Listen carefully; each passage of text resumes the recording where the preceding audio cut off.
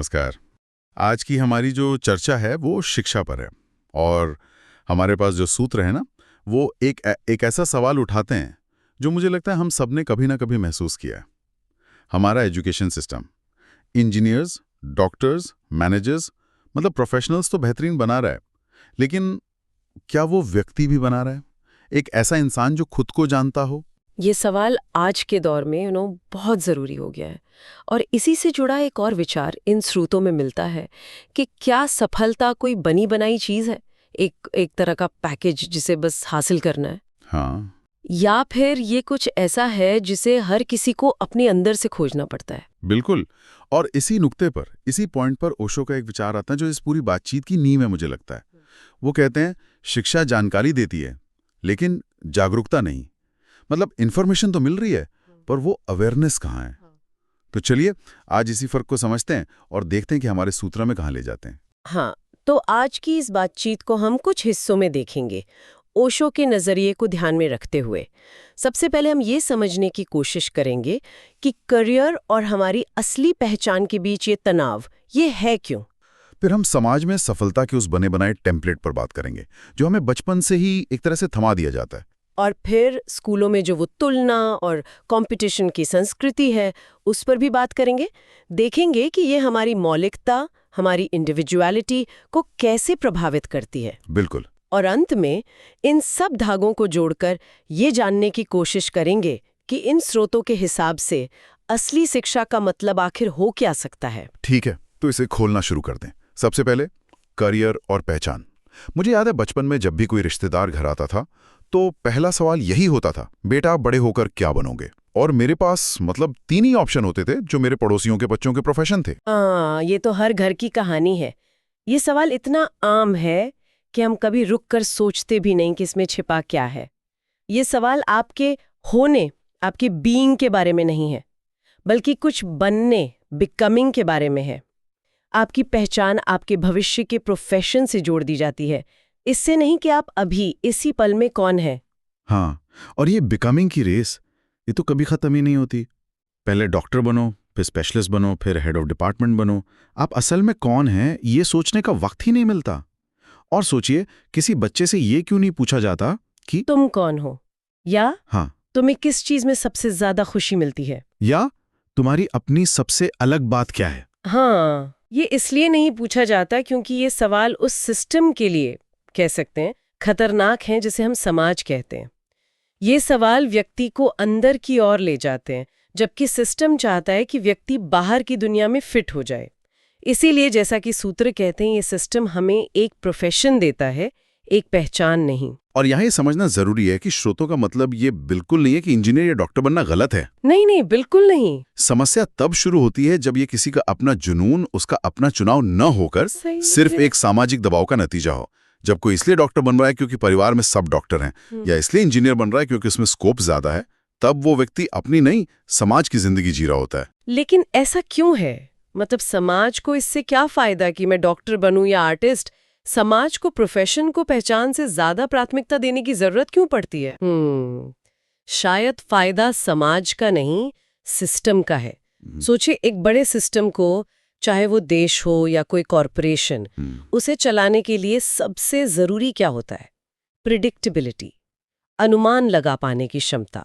आप अंदाजा लगा सकें कि लोग क्या करेंगे, कैसे रहेंगे, कहाँ काम करेंगे। डॉक्टर, इंजीनियर, वकील, ये सब सिस्टम के जाने पहचाने पुर्जे हैं। अच्छा। तो एक मौलिक, एक यूनिक इंसान अनप्रिडिक्टेबल होता है। वो सिस्टम के लिए एक तरह का खतरा है।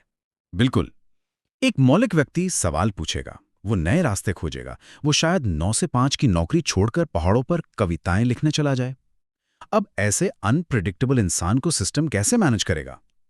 एक प्रोफेशनल व्यक्ति को समाज में एक तय भूमिका, एक फंक्शन देता है जिससे सिस्टम स्थिर रहता है।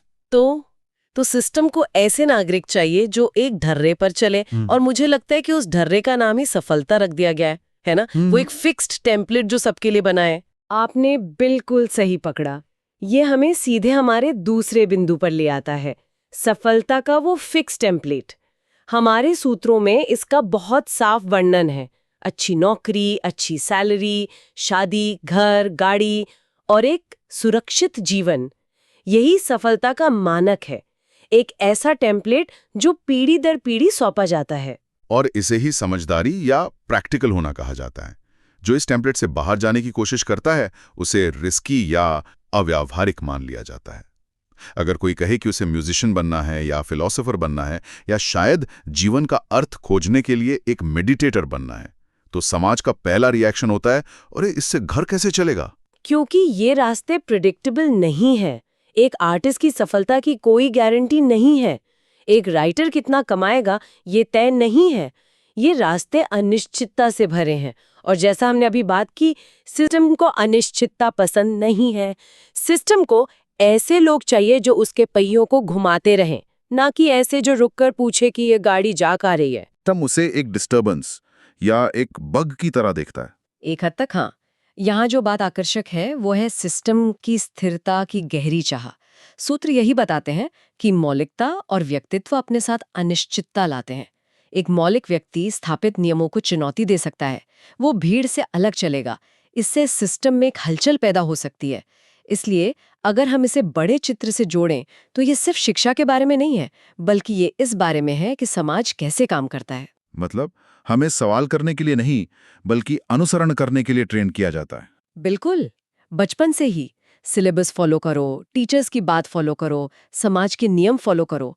जो जितना अच्छा फॉलो करता है उसे उतना ही अच्छा स्टूडेंट या अच्छा नागरिक माना जाता है, और जो सवाल पूछता है उसे अक्सर प्रॉब्लम चाइल्ड या रेबेल का टैग दे दिया जाता है। और इस फॉलो करने की ट्रेनिंग के लिए सबसे बड़ी फैक्ट्री तो हमारे स्कूल ही हैं, जहां हर किसी को एक ही रेस में दौड़ाया जाता है।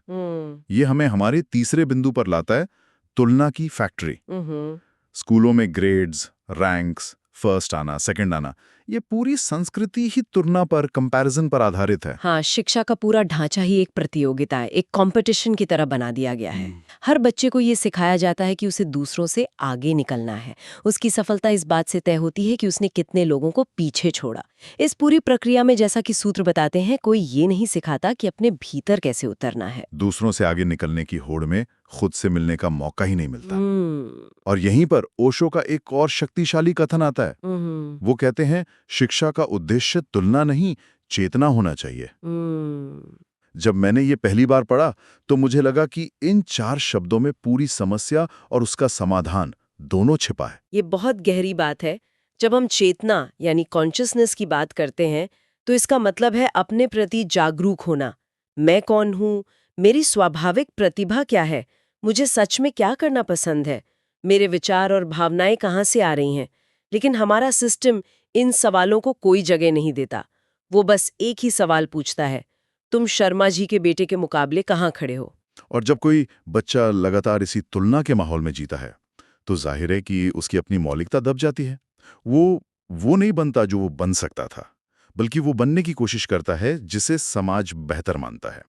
वो अपनी खुशी नहीं, दूसरों की उम्मीदों को पूरा करने में लग जाता है। और अगर हम इस बिंदु को और गहरा करें तो हमें सोचना होगा कि तुलना पर आधारित इस सिस्टम का किसी व्यक्ति पर दीर्घकालिक मनोवैज्ञानिक प्रभाव क्या होता है।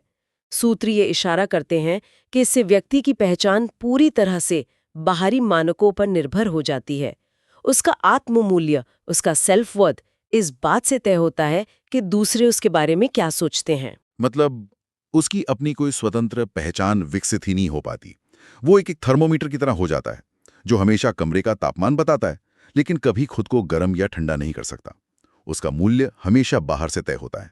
अगर वो फर्स्ट आया है तो वो अच्छा है, अगर वो फेल हो गया तो वो बुरा है। बिल्कुल सही एनालॉजी है।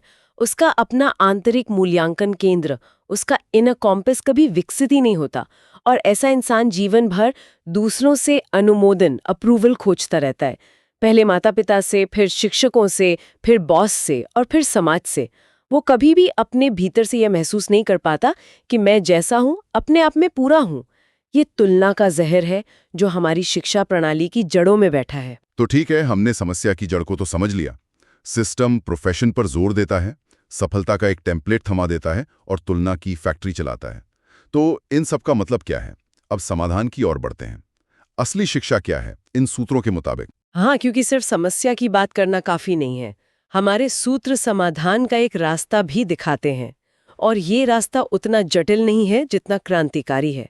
सूत्रों के अनुसार असली शिक्षा वो है जो आपको किसी नौकरी के लिए नहीं बल्कि जीवन के लिए। जीवन के लिए तैयार करती है। इसका मतलब क्या है? इसका मतलब है कि शिक्षा का पहला काम आपको समाज की मशीन का एक कुशल पुर्जा बनाना नहीं है, बल्कि आपको खुद से मिलाना है। ये आपको ये खोजने में मदद करती है कि आप कौन हैं और आपकी आंतरिक पुकार, आपकी इनर कॉलिंग क्या है। मतलब शिक्षा का केंद्र बाहर की दुनिया से हटकर व्यक्ति के अंदर की दुनिया पर आ जाता है। जानकारी इकट्ठा करने के बजाय जागरूकता को जगाने पर ध्यान दिया जाता है। और इसी से जुड़ा एक और विचार है जो मुझे बहुत पसंद आया कि सफलता उधार नहीं ली जा सकती, उसे खोजना पड़ता है। जो टेम्पलेट समाज हमें देता है वो एक उधार की सफलता है, किसी और के बनाए हुए रास्ते पर चलकर मिली हुई मंजिल।